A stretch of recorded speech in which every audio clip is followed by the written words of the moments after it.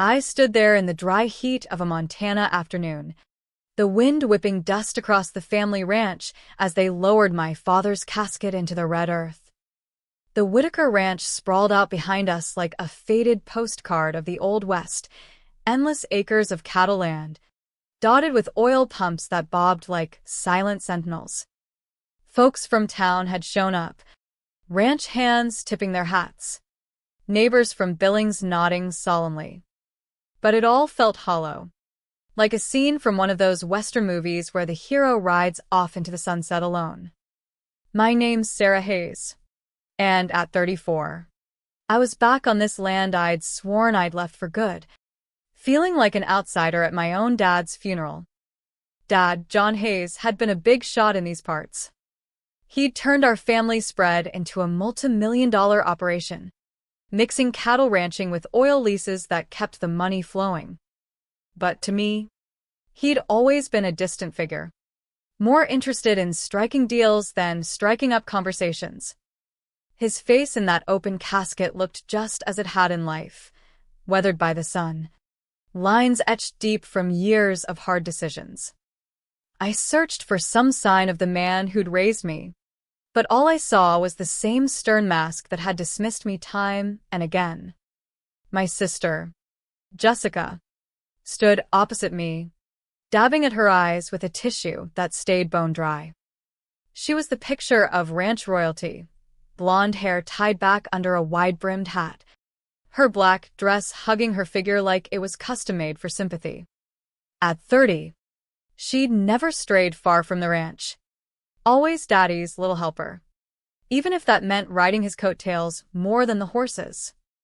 She caught my eye and leaned in close as the preacher droned on about eternal pastures and God's wide-open skies. "You don't deserve a damn thing," she hissed, her voice low but sharp as a barbed wire fence.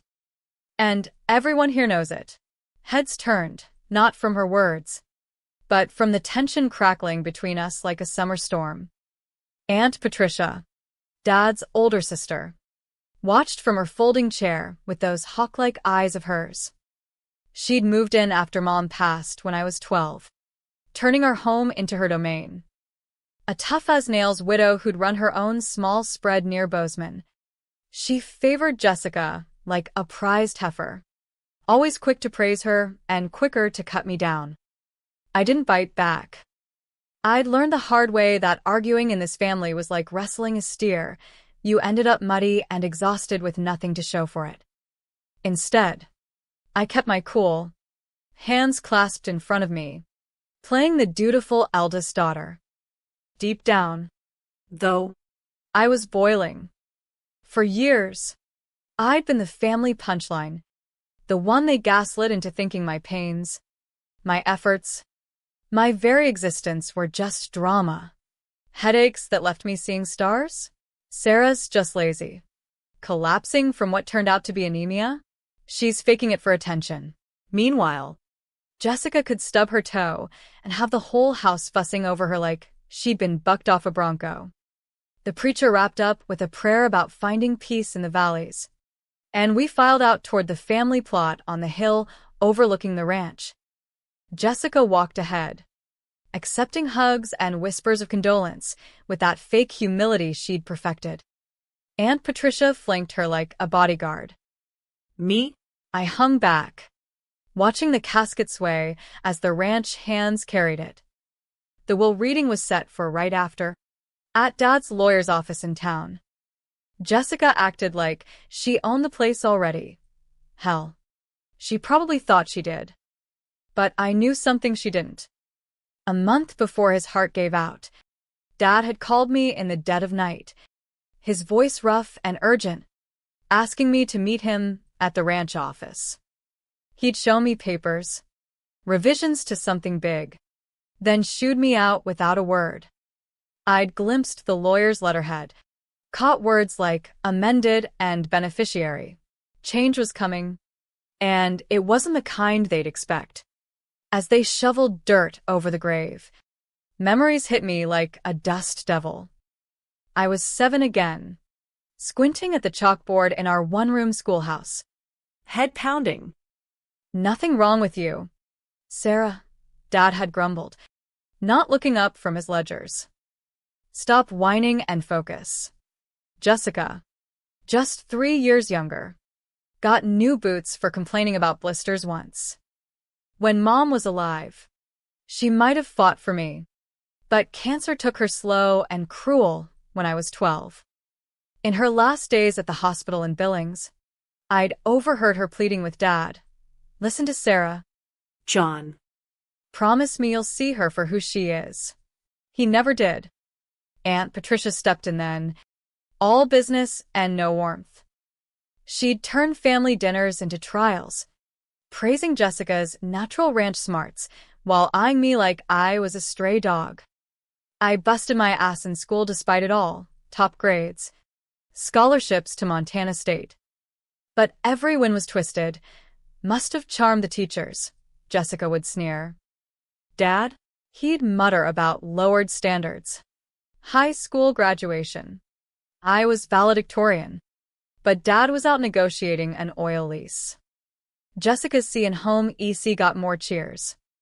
I built my life away from here, in Denver, climbing the ladder at a big marketing firm. Director by 30, calling the shots on campaigns for energy companies. But a merger wiped it out. Redundancies, They said. 8 months of job hunting drained my savings. Swallow pride or sleep in my truck. I called Dad. You can use the old bunkhouse, he'd said. Like it was a favor. Pay rent like anyone else. No handouts. It was a rundown shack on the edge of the ranch, smelling of hay and regret. But it was a roof. Back home, the old patterns kicked in. Jessica played assistant to Dad, schmoozing at cattle auctions, spending company cash on fancy lunches. Aunt Patricia consulted on land management, which meant dipping into the till. Family meetings were hell, Jessica bragging. Me invisible. Then came the big oil lease deal on protected wetlands near the Yellowstone River. I spotted the red flags in the surveys, falsified reports, ignored EPA regs. Dad. This could tank everything, fines. Shulums. Idebanat. Jessica rolled her eyes. Sarah's exaggerating again. Aunt Patricia. Jealousy doesn't suit you. Dad shut me down. But I couldn't let it slide. Quietly, I pulled strings, old contacts from Denver, an EPA buddy. I fixed the reports, submitted revisions anonymously. When the audit hit, Hayes Ranch was the only clean operation in the county. Dad credited Jessica. Of course. She blinked but took the praise. Later, he cornered me. It was you, wasn't it? I shrugged. Does it matter? He walked away. But something shifted. He started watching me, like he was seeing me for the first time.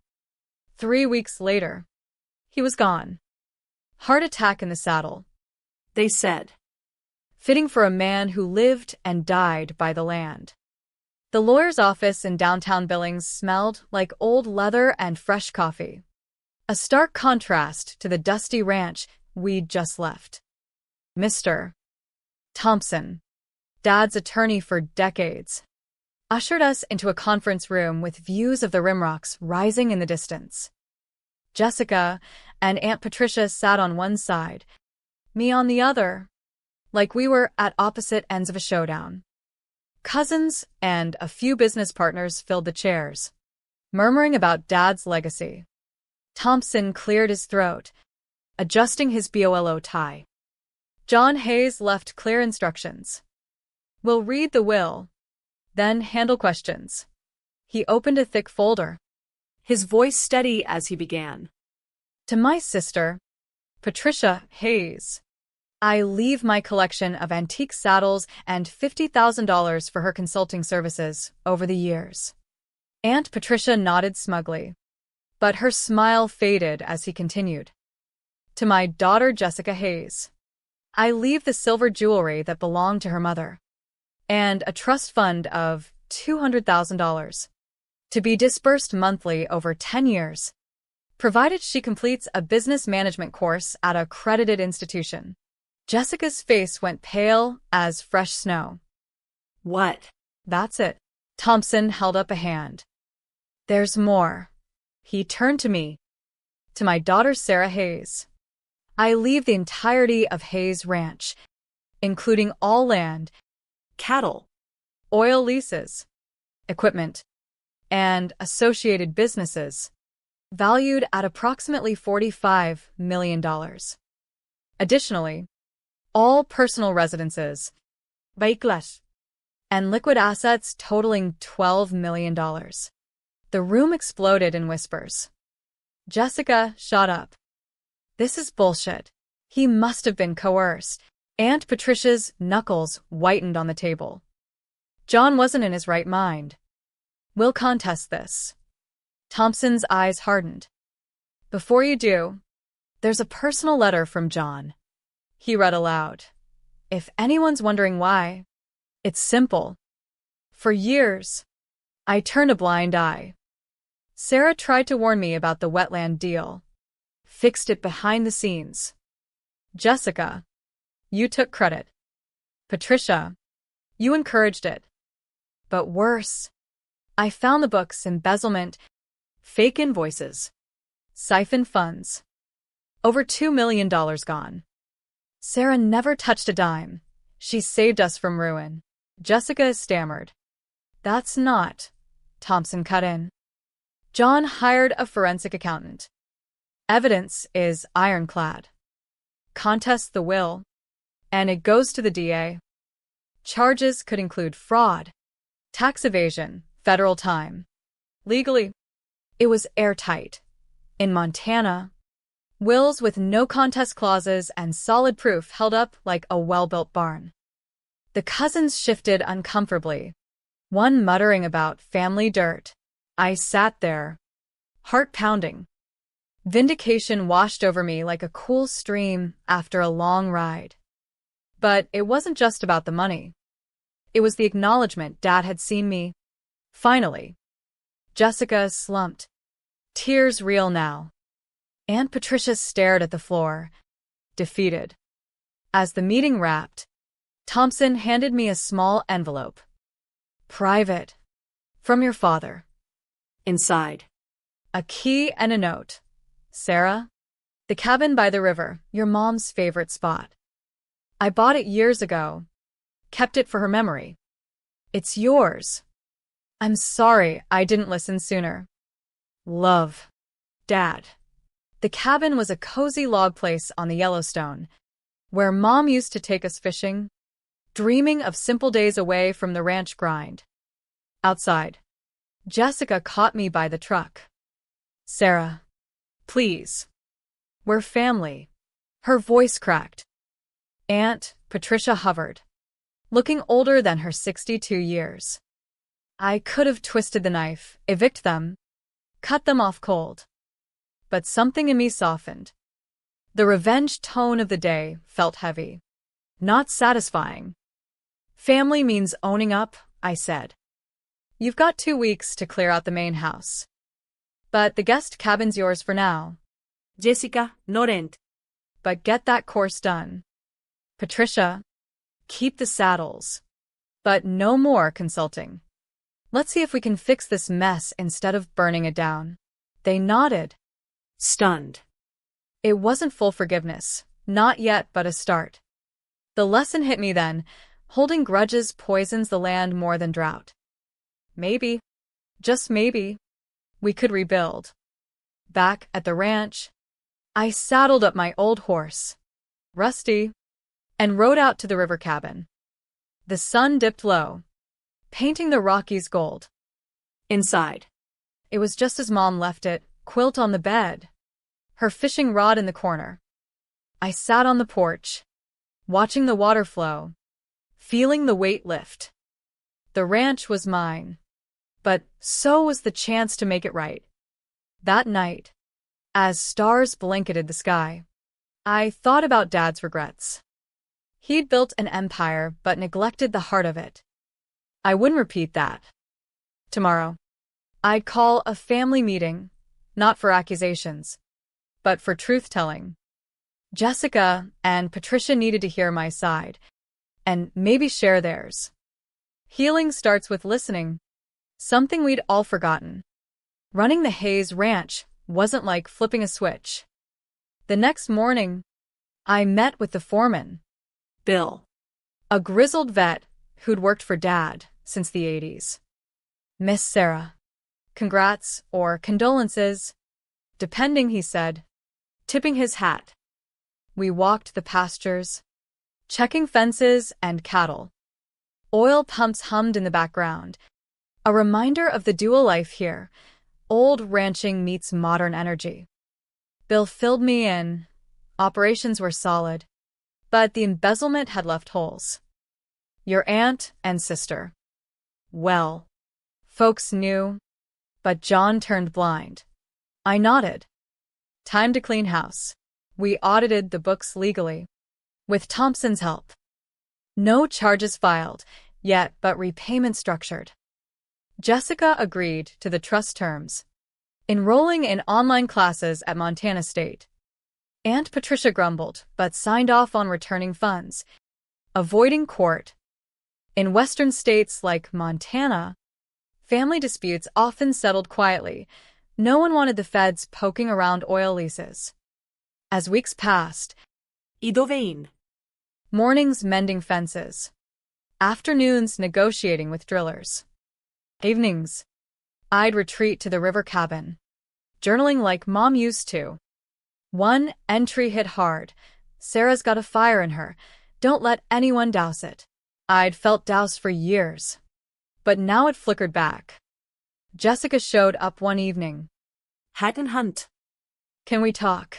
We sat by the fire pit. Stars overhead. I was jealous, she admitted. You left. Succeeded in the city. I stayed, but felt stuck. Aunt Pat pushed me to Compete. I listened, really listened. I saved the ranch. Jess. And you took credit. She teared up. I know. I'm sorry. It wasn't easy. But I shared my pains, the ignored illnesses, the sabotage jobs. Remember calling my boss, saying I was unstable. She winced. Pat's idea. Thought it'd keep you away from the inheritance. Vi tåker till dawn. No instant fix. But a crack in the wall.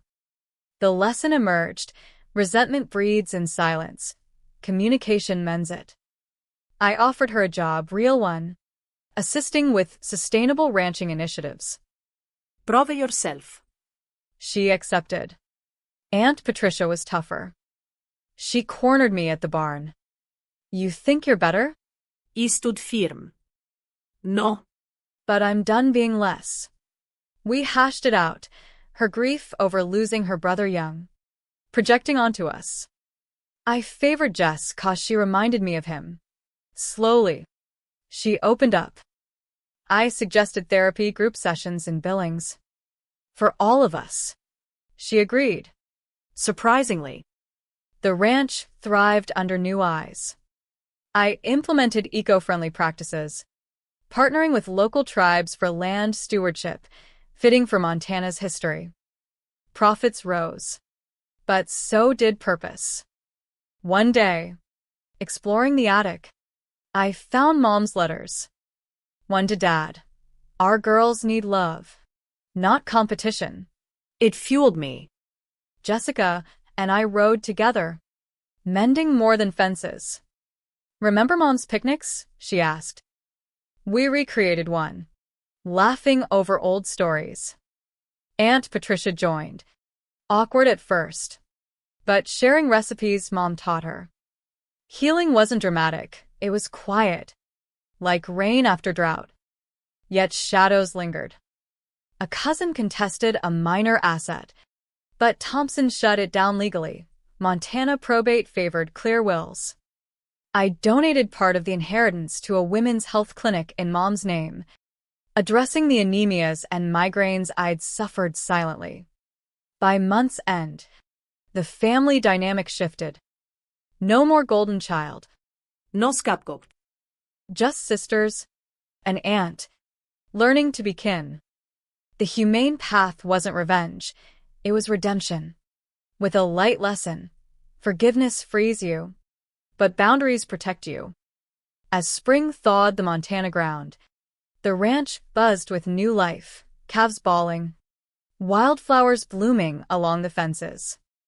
I'd hired more hands, focusing on rotational grazing to heal overworked land. Oil ops got greener too, with solar backups cutting emissions. Business boomed. A big lease deal came through. Clean and legal. No shortcuts. But family progress was the real win. Therapy sessions and billings became routine. Our counselor, Dr. Ellis, unpacked decades of dysfunction. Gaslighting erodes trust, she said. Jessica admitted spreading rumors, fake calls to my Denver landlords, emails to exes. I thought it'd make Dad love me more. Aunt Patricia confessed embezzling to secure her future, fearing Dad's favoritism would leave her out. I pushed Jess to undermine you. Sarah. Wrong. All of it. I shared my side, the chronic pains dismissed as whining, achievements belittled. It made me doubt myself. Tears flowed. But so did apologies. Legally, we drew up agreements, repayment plans, non-competes for Patricia. No DA involvement. Restorative justice felt right in our wide-open spaces. One weekend, we cleared the main house together. Jessica found Mom's old photo album. Look, us as kids. Before it all went sideways. Pictures of picnics by the river. Dad smiling. Mom radiant. We laughed. Cried. I gave Jessica Mom's jewelry outright. No strines. You deserve pieces of her too. She hugged me. First real one in years. Aunt Patricia helped renovate the guest cabin, turning it into her home. No more freeloading, she said. Half joking. We bonded over branding season. Her teaching me old ranch tricks. The lesson deepened. Pain passes down generations unless you break the chain. Community noticed. At the county fair, neighbors whispered about the Hayes turnaround. I spoke at a women's group. Family isn't blood, it's choice. Choose kindness. Donations to local causes grew. We sponsored scholarships for girls in STEM, honoring my ignored academics. Challenges came. A drought hit, testing us. Jessica stepped up, negotiating water rights legally. Patricia scouted alternative feeds. We pulled through, stronger. Dad's grave became a spot for reflection. We'd visit, sharing stories. He wasn't perfect, I said once. But he tried at the end. By summer, the ranch felt like home, not a battlefield. I dated a local vet. Tom simple. Steady. No drama. Jessica started her own side gig. Event planning for rodeos. Patricia volunteered at a senior center. Finding purpose. The humane rewrite of our story taught lightly. Revenge satisfies momentarily. But understanding endures. We traded grudges for growth. Secrets for solidarity. Fall brought harvest hues to the ranch, golden aspens framing the Rockies. Crisp air carrying wood smoke. Operations hummed. We'd expanded into agritourism. Hosting dude ranch weekends. Profits funded community wells. Easing drought woes. Legally, everything buttoned up, trusts irrevocable. Assets protected under Montana law. Family bonds solidified. Thanksgiving. We gathered at the river cabin. No hierarchies. Jessica cooked Mom's chili. Patricia brought pie. We toasted Dad's memory. Flaws and all. To listening better, I said. Laughter echoed. Healing in its simplicity. Jessica graduated her course. Trust unlocked. Thanks for the push, she told me. Aunt Patricia repaid the last installment. Pride in her eyes. We're square. Therapy wrapped. But we kept check-ins. I reflected on the journey, from scapegoat to steward, betrayal to belonging. The new ending wasn't triumph over foes, but unity from ashes. Light lesson: empathy turns enemies into allies, holds space for change. As snow dusted the land, I stood on the porch, watching the herd. The West's vastness mirrored possibilities. We'd rewritten our story, humane, legal, close to heart. No more drama, just life, flowing like the Yellowstone.